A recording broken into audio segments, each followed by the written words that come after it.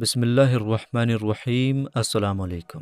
میرے دوستو، ہم سب کے پیارے آقا حضرت محمد مصطفیٰ صلی اللہ تعالیٰ علیہ وسلم کی پوری زندگی پر بننے والی سیریز کے 13ویں پارٹ میں یہ جان چکے ہیں کہ جنگ بدر کے بعد کیا کیا واقعے پیش آئے۔ اب اس سے آگے کا واقعہ غور سے سنیے گا۔ دوستو، ہم سب اس بڑی جنگ کے بارے میں جانیں گے جسے اسلام کے اتہاس میں جنگ احد کے نام سے جانا جاتا ہے، اور یہ جنگ اسلام کے اتہاس میں بڑا مرتبہ رکھتی ہے، اس لیے کیونکہ اس میں کئی صحابہ کرام رضوان اللہ علیہم اجمعین شہید ہوئے۔ سن 3 ہجری میں جتنے واقعات پیش آئے ان میں سب سے بڑا واقعہ جنگ احد ہے۔ احد ایک پہاڑ کا نام ہے جو مدینہ شریف سے لگ بھگ 3 میل کی دوری پر ہے۔ چونکہ حق و باطل کی یہ عظیم جنگ اسی پہاڑ میں ہوئی تھی، اس لیے یہ لڑائی جنگ احد کے نام سے مشہور ہے۔ قرآن مجید کی کئی آیتوں میں اس لڑائی کے واقعات کا اللہ تعالیٰ نے ذکر فرمایا ہے۔ اب سوال یہ پیدا ہوتا ہے کہ جنگ احد کیوں ہوئی، اس کی کیا وجہ تھی؟ تو آپ سب اگر جنگ بدر والی ویڈیو کو دیکھے ہوں گے تو آپ سب کو یہ بات معلوم ہوگی، اور اگر نہیں دیکھے ہیں تو آپ سے ریکویسٹ کرتے ہیں کہ آپ اس ویڈیو کو ضرور دیکھیں۔ تو اس ویڈیو میں آپ نے یہ دیکھا اور سنا کہ جنگ بدر میں 70 قریش کے کافروں کو قتل کیا گیا تھا اور 70 لوگوں کو گرفتار کیا گیا تھا، اور جو قتل ہوئے ان میں سے اکثر کفار قریش کے سردار بلکہ ان کے تاجدار تھے۔ اس وجہ سے مکہ کے ہر گھر میں ماتم چھایا ہوا تھا، اور قریش کا بچہ بچہ مسلمانوں سے بدلہ لینے کے لیے بے قرار تھا۔ پورے عرب، خاص کر قریش کی یہ شان تھی کہ وہ اپنے ایک ایک قتل ہونے والے فرد کے خون کا بدلہ لینے کو اپنا سب سے بڑا فرض اور ڈیوٹی سمجھتے تھے، جس کو پورا کیے بغیر وہ اپنے آپ کو زندہ نہیں سمجھتے تھے۔ چنانچہ جنگ بدر میں جو کفار قریش مارے گئے تھے، جب ان کے ماتم سے قریشیوں کو فرصت ملی تو انہوں نے یہ پختہ ارادہ بنایا کہ جس طرح ممکن ہو جلد سے جلد مسلمانوں سے اپنے ان لوگوں کے خون کا بدلہ لینا چاہیے جو مسلمانوں کے ہاتھوں بدر کے میدان میں مارے گئے۔ چنانچہ ابو جہل کا بیٹا اکرمہ اور امیہ کا بیٹا صفوان اور دوسرے کفار قریش جن کے باپ بھائی بیٹے جنگ بدر میں مارے جا چکے تھے، سب کے سب ابو سفیان کے پاس گئے اور کہا کہ مسلمانوں نے ہماری قوم کے تمام سرداروں کو بہت ہی بے دردی کے ساتھ قتل کر ڈالا ہے، اس کا بدلہ لینا ہم پر فرض ہے، ہمارے لیے ضروری ہے۔ لہٰذا ہماری خواہش ہے کہ قریش کے جو بزنس ہیں ان میں اس سال جو بھی منافع ہوا ہے وہ سب جنگی فنڈ میں جمع ہونا چاہیے، اور ان پیسوں سے بہترین ہتھیار خرید کر اپنی فوج کو طاقتور بنا لینا چاہیے۔ پھر ایک بڑی فوج لے کر مدینہ شریف پر چڑھائی کر کے پیغمبر اسلام اور مسلمانوں کو دنیا سے ہمیشہ کے لیے ختم کر دینا چاہیے۔ معاذ اللہ۔ ابو سفیان نے خوشی خوشی قریش کی اس رائے کو منظور کر لیا، لیکن قریش کو جنگ بدر سے یہ تجربہ ہو چکا تھا کہ مسلمانوں سے لڑنا کوئی آسان کام نہیں ہے۔ آندھیوں اور طوفانوں کا مقابلہ، سمندر کی موجوں سے ٹکرانا، پہاڑوں سے ٹکر لینا بہت آسان ہے، مگر محمد رسول اللہ صلی اللہ تعالیٰ علیہ وسلم کے عاشقوں سے جنگ کرنا بڑا ہی مشکل کام ہے۔ اس لیے انہوں نے اپنی جنگی طاقت کو بڑھانا ضروری سمجھا۔ چنانچہ ان لوگوں نے ہتھیاروں کی تیاری اور جنگ کے سامان کی خریداری میں پانی کی طرح روپیہ پیسہ بہانے کے ساتھ ساتھ پورے عرب میں جنگ کا جوش اور لڑائی کا بخار پھیلانے کے لیے بڑے بڑے شاعروں کو چنا جو اپنی شاعری سے عرب کے تمام قبائل اور خاندانوں میں بدلہ لینے کی آگ کو بھڑکا دیں۔ عمرو جمحی اور مصافح یہ دونوں اپنی شاعری میں کوئی مثال نہیں رکھتے تھے۔ ان دونوں نے باقاعدہ عرب کے علاقوں کا دورہ کر کے عرب کے قبائل اور خاندان میں ایسا جوش پیدا کر دیا کہ بچہ بچہ خون کا بدلہ خون کا نعرہ لگاتے ہوئے مرنے اور مارنے پر تیار ہو گیا، جس کا نتیجہ یہ ہوا کہ ایک بہت بڑی فوج تیار ہو گئی۔ مردوں کے ساتھ ساتھ بڑے بڑے مالدار گھرانوں کی عورتیں بھی بدلہ لینے کے جوش میں فوج میں شامل ہو گئیں۔ جن کے باپ بھائی بیٹے شوہر جنگ بدر میں قتل ہوئے تھے، ان عورتوں نے قسم کھا لی تھی کہ ہم اپنے رشتہ داروں کے قاتلوں کا خون پی کر ہی دم لیں گے۔ حضور صلی اللہ تعالیٰ علیہ وسلم کے چچا حضرت حمزہ رضی اللہ تعالیٰ عنہ نے ابو سفیان کی بیوی ہند کے باپ عتبہ اور جبیر بن مطعم کے چچا کو جنگ بدر میں قتل کیا تھا۔ اس وجہ سے ہند نے وحشی نامی غلام کو، جو جبیر بن مطعم کا غلام تھا، حضرت حمزہ رضی اللہ تعالیٰ عنہ کے قتل پر تیار کیا اور وعدہ کیا کہ اگر اس نے حضرت امیر حمزہ رضی اللہ تعالیٰ عنہ کو قتل کر دیا تو وہ اس کی خدمت کے صلے میں آزاد کر دیا جائے گا۔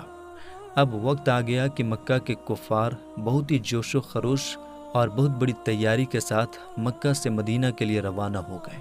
اور ابو سفیان اس بڑی فوج کا کمانڈر بنا۔ حضور صلی اللہ تعالیٰ علیہ وسلم کے چچا حضرت عباس رضی اللہ تعالیٰ عنہ جو مسلمان ہو چکے تھے، لیکن ان کے مسلمان ہونے کے بارے میں لوگوں کو معلوم نہیں تھا، وہ مکہ میں رہتے تھے۔ انہوں نے ایک خط لکھ کر حضور صلی اللہ تعالیٰ علیہ وسلم کو کفار قریش کی اس تیاری کے بارے میں بتایا جو انہوں نے کیا تھا۔ جب حضور صلی اللہ تعالیٰ علیہ وسلم کو یہ خوفناک خبر ملی تو آپ نے 5 شوال سن 3 ہجری کو حضرت ادیب ان خزالہ رضی اللہ تعالیٰ عنہ کے دونوں لڑکے حضرت انس اور حضرت منیس رضی اللہ تعالیٰ عنہما کو جاسوس بنا کر کفار قریش کے فوج کی خبر لانے کے لیے روانہ فرمایا۔ چنانچہ ان دونوں نے آ کر یہ پریشان کن خبر سنائی کہ ابو سفیان کی فوج مدینہ کے بالکل قریب آ گئی ہے۔ ان کے اور ان کے گھوڑے مدینہ کی چراگاہ کے تمام گھاس چر گئے۔ یہ خبر سن کر 14 شوال سن 3 ہجری جمعہ کی رات میں حضرت سعد بن معاذ، حضرت اسید بن حضیر، حضرت سعد بن عبادہ رضی اللہ تعالیٰ عنہم اجمعین ہتھیار لے کر چند انصار صحابہ کے ساتھ رات بھر حضور صلی اللہ تعالیٰ علیہ وسلم کے مقدس گھر کا پہرا دیتے رہے، اور شہر مدینہ کے اہم ناکوں پر بھی انصار کا پہرا بٹھا دیا گیا۔ صبح کو حضور صلی اللہ تعالیٰ علیہ وسلم نے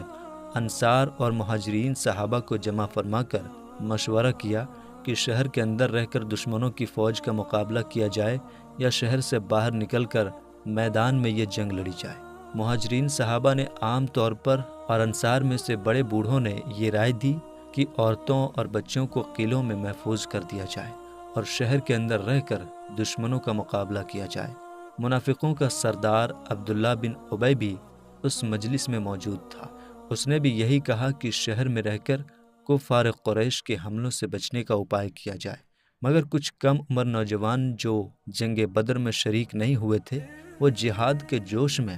آپے سے باہر ہو رہے تھے۔ وہ اس رائے پر اڑ گئے کہ میدان میں نکل کر ان دشمنان اسلام سے فیصلہ کن جنگ لڑی جائے۔ حضور صلی اللہ تعالیٰ علیہ وسلم نے سب کی رائے سن لی، پھر مکان میں جا کر ہتھیار لیا اور باہر تشریف لائے۔ اب تمام لوگ اس بات پر سہمت ہو گئے کہ شہر کے اندر ہی رہ کر کفار قریش کے حملوں کو روکا جائے، مگر حضور صلی اللہ تعالیٰ علیہ وسلم نے فرمایا کہ پیغمبر کے لیے یہ بہتر نہیں ہے کہ ہتھیار پہن کر اتار دے، یہاں تک کہ اللہ تعالیٰ اس کے اور اس کے دشمنوں کے بیچ فیصلہ فرما دے۔